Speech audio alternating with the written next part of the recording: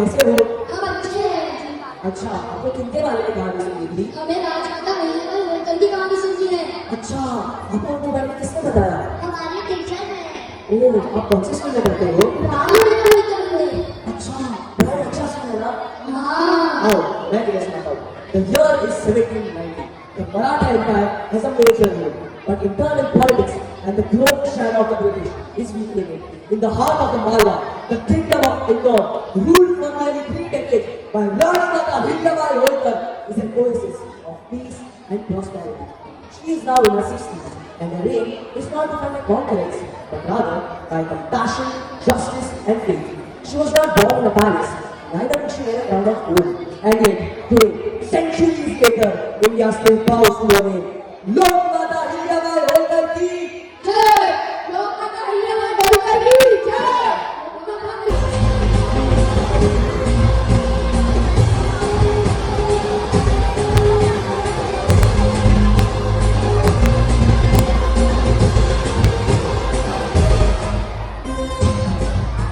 मंत्री जी, गवर्नमेंट अनुमान संतोषजनक है। सुनिश्चित करें कि श्रमिकों को समय पर भुगतान किया जाए और धर्मशाला में स्वच्छ पानी का स्रोत हो। एक तीर्थयात्री का आरंभ अपने आप में घटना है।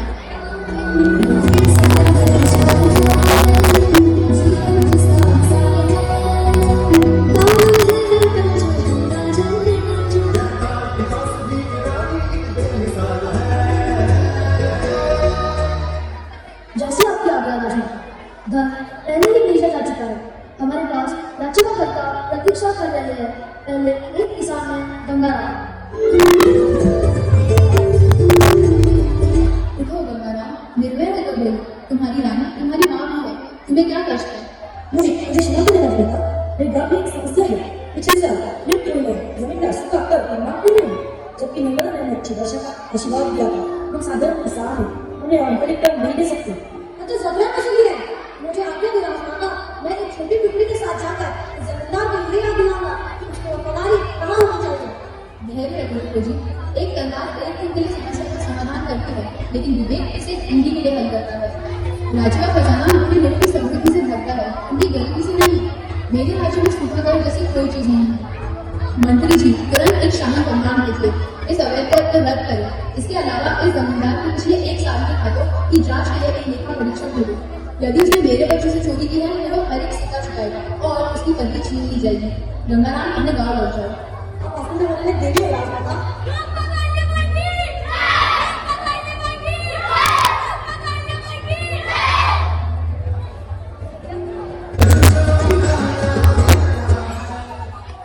अभी याचिकाकर्ता कसरावत गांव की आगती है। आगे आओ मेरी बच्ची। राजमाता, मेरे पति का 9 साल पहले हुआ है। हमारे भी बच्चे नहीं थे। अब उनके भाई यह दावा करते हैं कि हमारी सारी संपत्ति उनकी है। वे कहते हैं एक विधवा को संपत्ति का कोई अधिकार नहीं है। वे मुझे कुछ भी नहीं दे रहे। नानी की प्रसाद यह एक मुस्लिम नाम है राजमाता। शास्त्र तुम्हें धर्म सिखाते हैं और कमजोरी की रक्षा करने से ज्यादा करनी क्या है? एक महिला की गरिमा उसके पति की मृत्यु से समाप्त नहीं हो जाती। मंत्री जी, एक नया कानून तैयार करो। आज से मेरे राज्य में एक विधवा को अपने मृत पति की संपत्ति का उत्तराधिकार होगा। इसके अलावा उसका स्त्री धन उसके अपने परिवार का में दी गई कोई भी संपत्ति हर परिस्थिति में केवल उसी का है। राजमाता, यह एक क्रांतिकारी कदम है। मंत्री जी, परंपरा को मानवता की सेवा करनी चाहिए, न कि मानवता को परंपरा की। पार्वती, तुम्हें तुम्हारी जमीन वापस मिलेगी। एक शाही रक्षक तुम्हारे साथ जाएगा ताकि आदेश का सुनिश्चित पालन हो सके। जाओ, अपना सिर ऊंचा लेकर जाओ।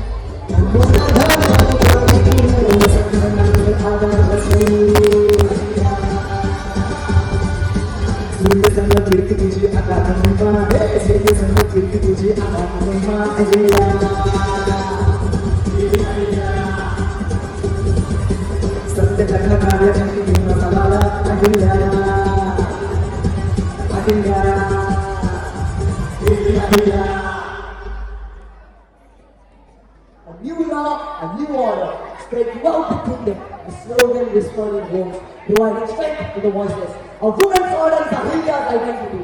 A ruler with no sword, a queen with no pride. She ruled not with fear, but with dharma, justice, and compassion.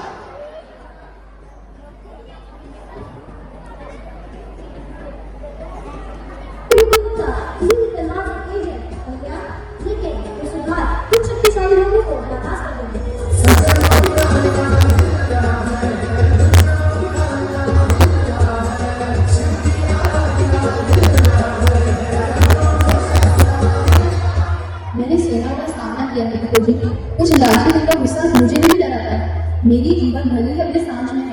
मेरे पास केवल यह कर्तव्य बचा है, मेरी विरासत जीते हुए कीड़ों में नहीं बल्कि फिर से बनाए गए जीवन में हूँ।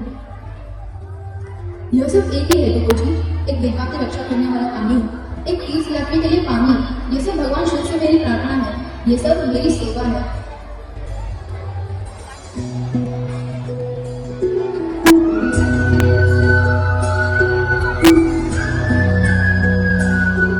महारानी जी, अपने जीवन भर जन सेवा की, धर्म की रक्षा की और विश्राम का समय है, कृपया स्वयं को थोड़ा आराम दें।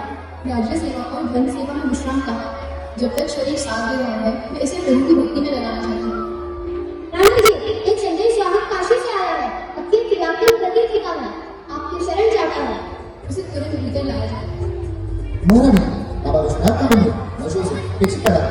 मूर्ति के आसपास पूरी दीवारें हैं, श्रद्धालु होते हैं। काशी की यात्रा रुकी है। काशी भगवान शिव का नगर है, यदि उसका मंदिर उपेक्षित है तो वह मेरे लिए एक अभिमान है। मैं स्वयं चलूंगी और उसे पुनः वैभवशाली बनाऊंगी। महारानी, आपकी आयु और यात्रा और निर्माण जैसे कार्यों की उन्नति नहीं दिखती। जब भीतर आस्था अटल हो तो उम्र बाधा नहीं बनती, यात्रा आरंभ की जाती है।